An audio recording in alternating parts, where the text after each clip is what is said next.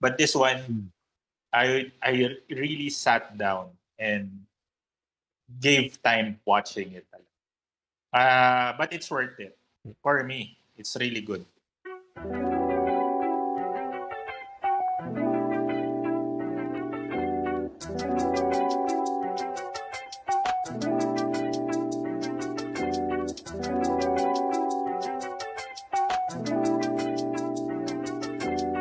And welcome back, everybody, to the Cup of Geek podcast. Here we are in episode 4. We're going to be talking about the latest Netflix mystery show, 1899, from the same people who did the hit mystery sci-fi show, Dark. Kala ko sasabihin mo the sitcom Dark. I was just like, do not fumble this with this. There's gonna be a lot of words. A lot of words you're gonna be saying. Run with it. All right. Personally, I have not seen this show, but I am kind of hoping to watch it soon. But I just gotta ask you guys, how was the show for you? Okay, so Convince before Noah answers this, because I've watched the whole series already, let me just give our audience a brief what do you call this? A brief introduction to 1899. So 1899 is a Netflix series. It's around 8 episodes. 8 episodes. It's eight Yeah, episodes long, and created by the creators of, if you watch the Dark series, these were created by the people who worked on the Dark. So basically the story is there is a ship that's traveling from Europe to New York, to the US, and then they get they get a news that a similar ship has been lost for around 4 years already, and then they get an SOS from that ship who's been lost 4 years ago. So while they're in the middle of the Atlantic, they get, so parang feeling ko Titanic kasi yung ano eh. And it's actually in the same, around the same period of as a Titanic. So in around, so, and they're running on steamships, diba? So they get an SOS. So they're curious. So matagal na tong nawawala yung barkong to.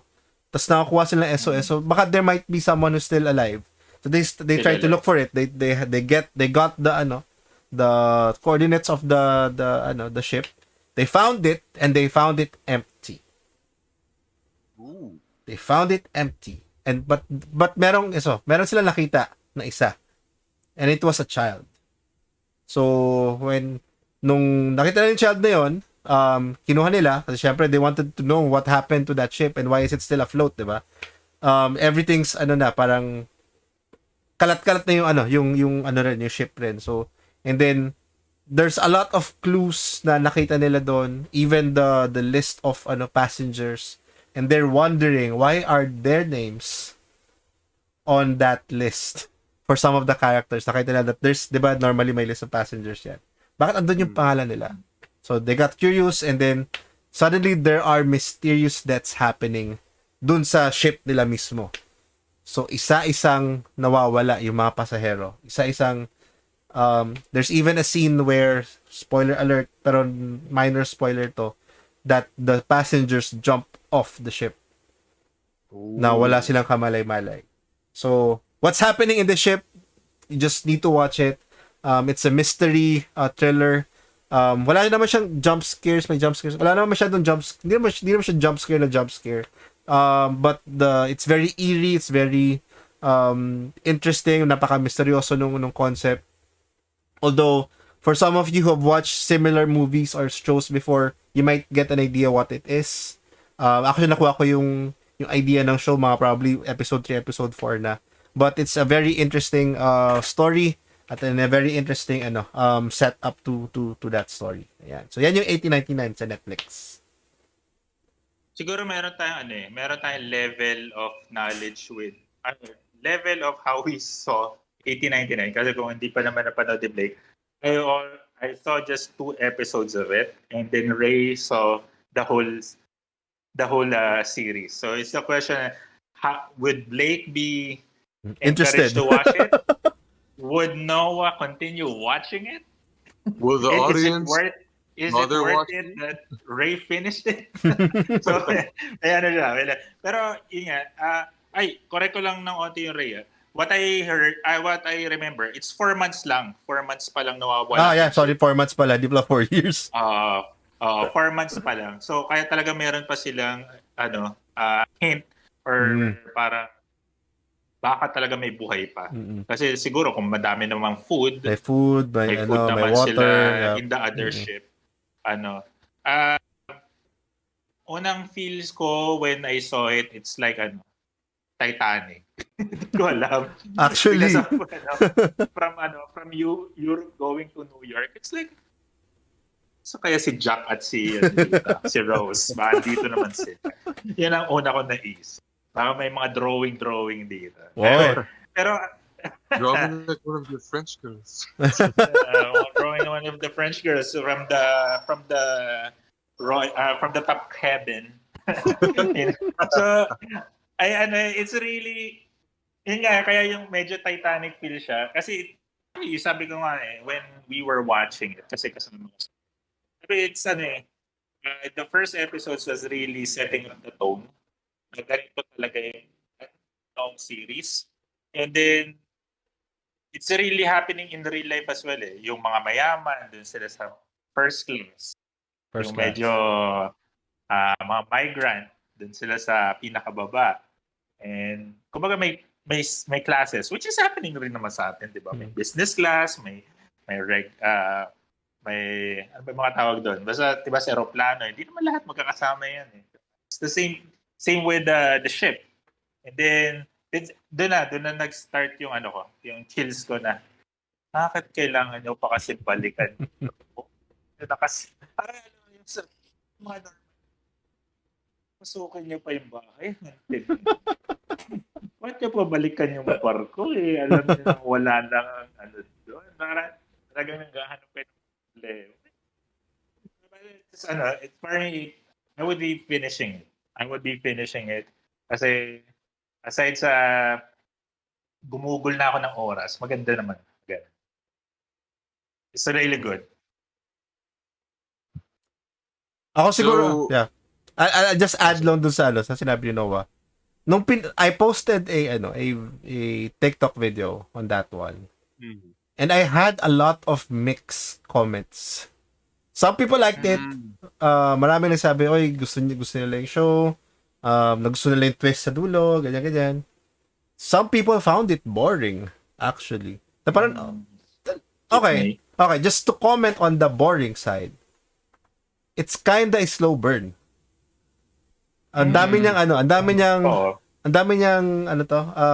yung Moments. characters na nag-uusap lang, nagkikwentuhan. Pero kasi, if you really pay attention dun sa sa conversation, so dun sa dialogue, which you should. Tip number 1, focus on the dialogue kasi it sets up the relationships ng characters. How each of the ano yung motivations ng characters, ano yung background story ng characters. Kasi overall, yung background stories nila build the framework of how the setup of the mystery is. Yun na lang muna sasabihin ko, no spoilers para kay Blake. Yung individual stories of each of the characters. Doon sinabi ko sa video ko, they have secrets. They're not telling this to everybody. They have parang they keep it on their own kasi it's something na that really distinguish them as an individual dun sa steamship na yon. And because of these differences, their individualities, we now see the dynamic as soon as you go into each the further the episodes you get. You can now see the dynamics that they have with each other when they're already put into when the rising action of the plot is already there. So kung nangyayari na yung rising plot, how does each of the characters, individuals, react to the situation? And dun din sa sinabi ni Noah na there are a lot defined yung classes, yung social classes rin dito. So it also sets up that conversation sa movie na how each one will react to the situation. So, 'di ba? So there's a um how do you say this? May mga ginawa, halimbawa the lower class so that the higher class, yung mga tipong the usual cliches or usual stories na pag nakita lang higher class are really enjoying these benefits, the lower class are now, bakit sila na-enjoy to? Bakit kami hindi? But why can't we access this part of the ship, parang so there's that plot rin sa sa show na yan. So very interesting. It's a very interesting plot, although it can be predictable once you get to understand how it works. Pero I kept on watching it kahit na alam ko na ganito yung setup niya, kasi I wanted to find out pa rin sa dulo kung paano talaga siya naka-setup.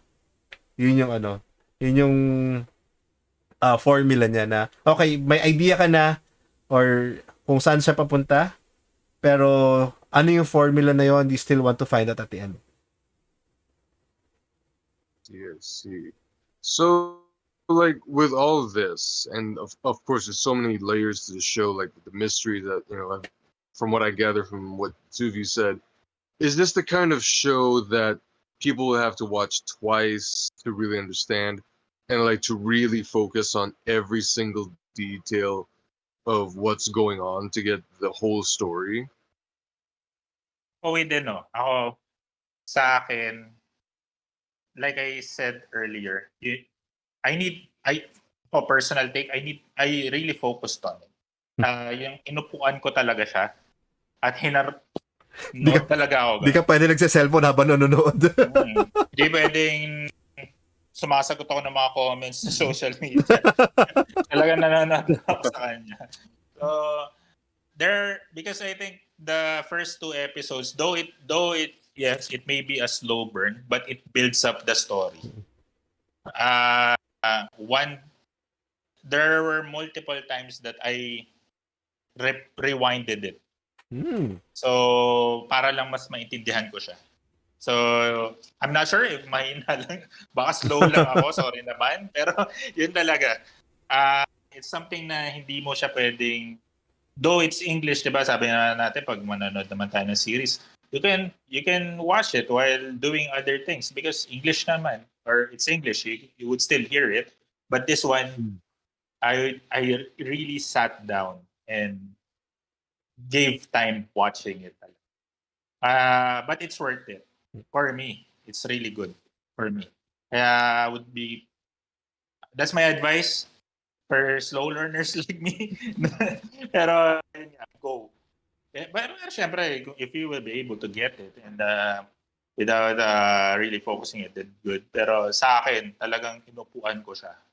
As in, ganun kami ng TV ko. Yeah, ako, it's kind of a little bit difficult talaga just to watch it on its own. Okay, sige. For some, like si Noah, pwedeng i-rewind para mas maintindihan. What I did kasi is, pag talagang I really am invested in the story, I switch on the subtitles. Para sabay siya na I get the visuals, I get the correct words, kasi minsan if I just watch it without subtitles, okay lang na pag medyo hindi naman ganun kalalim yung yung kwento, okay lang kasi I don't need to really process the whole dialogues in my head. But when you have to really pay attention to the story, I put on the subtitles para at least mas madaling i-process for me yung kwento. And there are different nationalities kasi. Ayun, yun yung gusto kong gawin ng viewers natin. Do not put it on dub na setting. Put it in their original sound. Para yung languages you can really capture from the characters. Kasi you have Chinese or you have Chinese and then you have Japanese, you have German, you have Spanish, and then yung actual sound talaga is Portuguese. May Portuguese pa.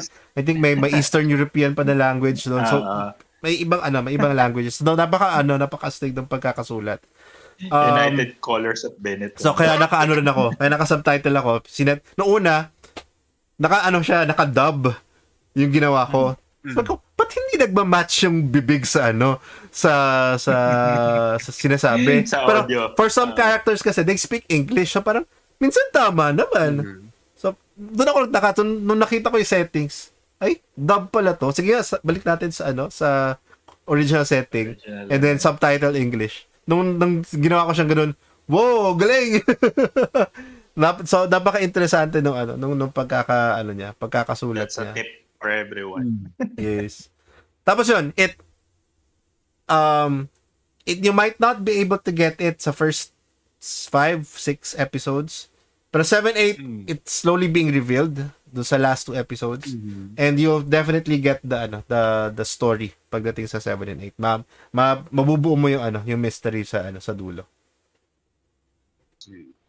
So, okay, with that, because obviously with shows like this, sometimes there's potential na it could have another season or not, or sometimes it would be sleeper hit series, or people don't know like what's gonna happen with it. Take it away, Ray. Don't. It's if it's ready, if it's made for a second season, feeling ko wag na. It's good Wag na. enough on its own as one season. I don't know how they can expand it after getting to the reveal sa last episode. Hindi ko alam kung paano nila expand yun to a second season. But they're creative, so they can work on that one. Pero feeling ko as a viewer, that one season alone is enough to for me to good enough for me to watch. And if makes second season, let's see. I'm definitely still interested if how they're gonna progress from what has been revealed sa last episode. I see. Ako, I like I mentioned, I haven't seen the whole series, but because the way the setup of the story is really unique from majority of the series that we're seeing right now. So the setting of 1800s, seeing the classes, it's a bit like a bit of going back to history and stuff. Kung magkaroon man ng season 2, it may not be in a different, it may not be in the same plot or story, pero kung branches lang siya, baka pwede. Pero Gusto ko magsalita, pero spoilers. Oo. Pag po, basta sa it's a nice period drama. Quote unquote. Pati yung gusto ko din kasi yung dynamic ng mga actors. It's like doon mo talaga thumbs up talaga ako dun sa mga sa cast. Hindi lang sa specific actors or specific characters kasi talagang naman the emotions, yung pagpipigil ng because they have their dark stories the characters do have their closets na ayaw nilang ma-reveal, but they're like si Captain, then si Doctor, bakit ayaw mo bumalik? Para mga ganung bagay na they're hiding something that they don't want to get revealed, but they need to be in their self. Like kunyari si Captain, he needs to be a captain na firm, pero he has something that he's hiding. He's hiding, tapos everybody. even his staff don't trust him because he's a drunkard. Lasinggero siya. German. Tapos German siya. German. there are questions with integrity, with your nationality, with your credibility. So, parang ang kulit. Pero, kumbaga, acting-wise, they're really, really good. And how yung focus with the characters. Walang, hindi siya sapawan . Parang, the cast are highlighted. Kaya kahit sa akin, even just 2 episodes, you get a better understanding of the characters from the captain going to hanggang dun sa nagpapala ng coal. No, yes, yung mga diba? Because it's steam engine pa. Talaga they're still nagpapala pa sila ng coal sa ilalim para umandar yung barko. hanggang doon may character na mas okay, meron ding cast na nandun. Meron So, siyang ano, galing. It's meron really, siyang big it's really a ano, balance. meron siyang big contribution sa ano, sa story rin. And yeah, tingin ko naman, si Kuyang ano, Batak. Si Kuyang Batak. Ayun. Okay, and with that, you both, I feel both of you have seemed to enjoy the show. Would you recommend this to everybody to watch at least once? Sige, sa akin kasi it's not for everybody. Pero if you're interested, you can try the first 2 or 3 episodes. If you like it, stick with it. If not, okay lang. It's medyo maano siya. It has a specific audience na tina-target. Specific market. Hindi siya feeling ko hindi siya for everyone eh. Pero it's really good though. The story's really good. Hindi lang siya for everyone. Kaya kaya ganun karami yung hati ng ano ko nung nasa comment section sa TikTok ko. Siguro the fact na nasa top 7 pa rin siya. I'm not sure if 7 pa rin siya sa Netflix, yeah. There's I think a certain demographic or certain market na nahihit niya. And yes, it's not for everybody, especially if your patience is short. if you're the type of viewer na gusto mo agad magkaroon ng makita mo agad yung big picture sa episode 1 pa lang, I think it's not for you. Pero you won't know unless, ayun nga diba? You won't know unless you try to watch it. Kasi there are movies that will trigger a different side of your brain pag nakita mo na siya. And I think that's 1899. Di mo alam na cup of geek mo pala yun. Yung pala, ay gusto ko pala to. So try to watch it. Yun nga lang. Every episode is almost an hour. So it will really take time. Yeah. Ako naman I did not watch it in one sitting din naman eh. So I also took my time watching it na okay, first episode, second episode, I'll watch the next episode tomorrow, then the following episode the day after. So hindi siya as it can be strenuous binge. Kasi. Hindi siya binge eh. It can be strenuous to the mind or to the brain cells. Actually, when I first saw the trailer, the first thing I thought of was, is this like that movie Triangle? I'm not sure if it's because of the emblem. Pero yung emblem niya kasi it's if you look at the emblem, it's like a ship on water. Diba? Pero ganda. Triangle na may horizontal line. Yeah. Ganda ng poster niya. And side note for that, guys, you should definitely watch that movie Triangle because that is a mind really trip. True. That's your movie recommendation of the night. Yeah. Iba din yun. Iba rin yun. Pero again, I would strongly advise watch 1899 with a lot of patience and open-mindedness. Because it's suspense and horror and mystery, but it's a bit of history in some way.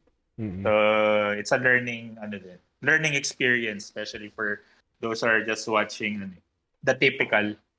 So, galing. All right, so I guess that about covers 1899. Wow. Yeah. So that's it. Wait. Pero before as soon as we end this, what do you think are, aside from the dark, which is a horror suspense, kasi hindi ako talaga much into it, pero hindi ko sinasabi rin na hindi ako yung market for it kasi you won't know unless you watch it. Any recommendations that can prepare you to that kind of genre? Kahit tatlo lang. Dalawa. Nag-isip tuloy ako eh. Kasi if I mention a film, it's kind of spoilery for the for the plot na rin. Mm. But definitely, if you watch, ano ba, Black Mirror, pwede. Mm. Dark, ano pa ba? Manifest? Mm. Not really Manifest eh. Hindi masyado Manifest. But there's this one movie na gusto kong sabihin pero masuspoil na kaagad yung plot.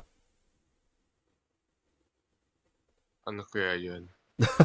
Siguro because that's the ano, that's the thing about it. It's very unique in its own right. And seldom yung ganong approach. So hopefully we can get more of it, but not too predictable Yeah. in the long run. Mm-mm. Diba? Kasi baka maging same formula lang siya. Oh, actually, to your point, Noah, no, na parang it's a formula that has been used or that has been somewhat used in film and and shows na rin. This just takes it on a different approach. Different setting. Different setting, different timeline, different period ng and puts the characters in that period naman. So very interesting. It's very interesting. Well, I guess I'm gonna have to try and watch that as soon as I can after watching some other stuff. A lot of other stuff. A lot. A lot. All right, so I guess that about covers it. Again, I've been Aqua Blake, and before we go, do you guys have anything that you want to plug to the audience watching at home? Go, ako ba? Sure. Okay, sige. Ikaw rin. Ako muna. Tapos na ng comic mo. Oh my God. Yan It's here. So, yeah, we came out with this anthology, Kwento Monster. Lumabas siya during past Comic-Con, but just at the time of this recording, sabi sa akin, sold out na raw. So, probably they print some more. And I think they're gonna have this available sa mga bookstores rin. I talked to one of the creators, especially yung mga nag-produce nito. They're gonna produce more. That will be available to most. I'm gonna have to tell you about my comic when it's gonna be available on PenLab. So if you don't have the PenLab app yet, download yun yung PenLab app. It's gonna be there soon. Sana, crossing my fingers, I'm still pitching it na being available sa PenLab. Ano pa ba? Yeah, so, Catching Kwento Monster. Pakita ko lang yung pages. Support Filipino Andito siya. comics. Yes, andito siya. Here. This is the cover nung comic na ginawa namin. And then sample page ito. So yeah, medyo dark lang. Meron it's yung story na sinulat ko is more of an ode to the to comics. So I have a lot of references to Batman, to Superman, to Wonder Woman, and then ginawa ko siya in a very ano tawag dyan, Pinoy setting na story. Nice. So yeah, I have parang it's a celebration of my appreciation for superhero comic books. So yeah, so nice. Kwento Monster, thank you sa mga sumuporta at dumaan sa Pas Comic-Con. You can find me, mag-update ako regularly kung available na yung additional copies. You can find me on TikTok, on Instagram, on Facebook, on Twitter at Night of Fun. Ito, at Night of Fun. Yun lang. For me, Geeky Pinoy, always TikTok, Instagram, Twitter. Hopefully, if I have enough time to do a YouTube soon, matagal pa naman. Pero, yeah, same. Then, yun lang. Talagang kalatlo.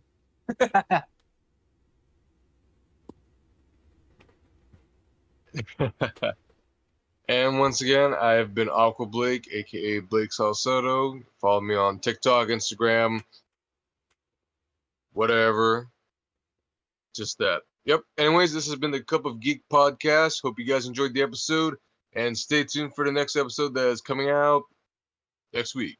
Pretty soon. If we don't have a holiday, if you don't, when do geeks ever take holidays? When we go to the hospital. Anyways, good night, everybody. Thank you.